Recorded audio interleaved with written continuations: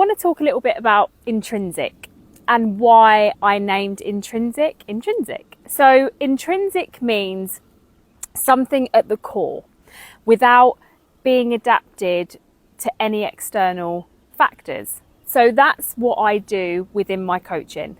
I pull apart every external factor that may have meant you made certain decisions in certain beliefs that you have about yourself, and we get to the absolute root of everything. Especially as a business owner, I think that we lose ourselves so much to these different energies. So I want to speak to you about a couple of these energies.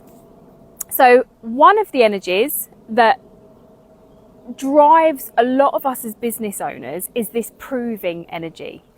Proving that we can. Proving that they're wrong. Proving that we can be successful. Proving that we're not a failure. Proving that we can make something of our lives. This proving energy, right? It's a great reason for some people to start, actually, I want to show the world that I can be successful. But if we allow that driver to take over, it can mean that we're constantly trying to prove who we are to others.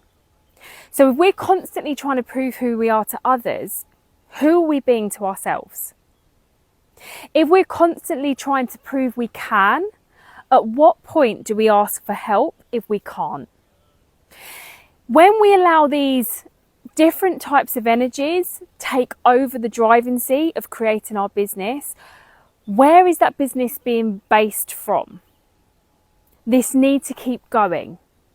When will we get to a point where we've proved we can? Because if everyone else is talking to you, or you're never going to know basically what they're thinking. So at what point will you know that you've proved yourself? If you're proving yourself to others. And I think this is where the basis of intrinsic comes from.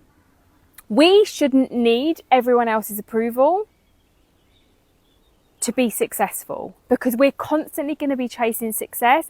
It's never going to feel like we've proven our point.